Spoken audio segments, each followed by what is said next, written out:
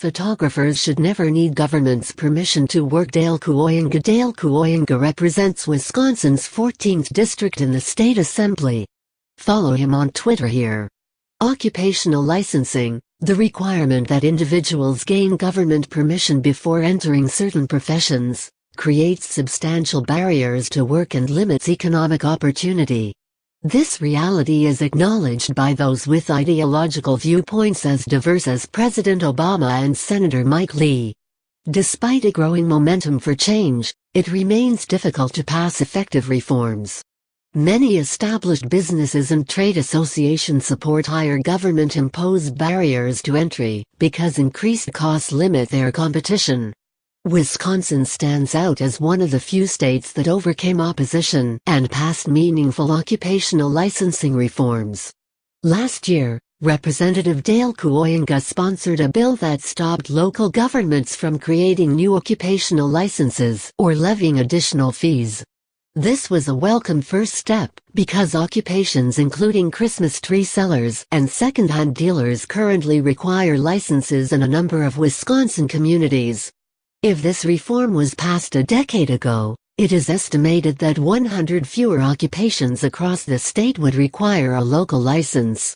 In what follows, Representative Kooyenga explains how excessive licensing requirements harm economic opportunity. He also shares his insights on the best practices for successful reforms. Jared Meyer, when did you first realize that occupational licensing made it harder for people to start working? Dale Kooyenga, I'm the son of a garbage man, so I had to figure out how to pay for my college after high school graduation. As a result, I attended a 2-year college before enrolling in a small private college in Wisconsin.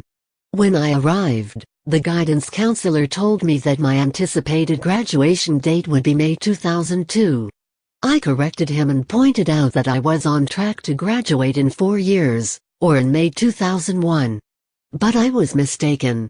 Wisconsin, like most other states, passed a law that required all certified professional accounting candidates to have 150 credits, approximately 5 years of courses, effective January 2001. I did the quick math, $30,000 for tuition, plus $45,000 in a year of lost income, and found that the new law was going to cost me $75,000. As a result, I doubled up on my class load, took summer classes, and barely graduated in the 3.5 years that allowed me to be grandfathered in under the old standards.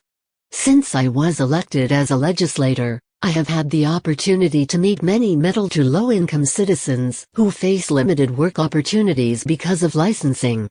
These people are hardworking, but government-imposed burdens make it too costly or time-consuming to start working.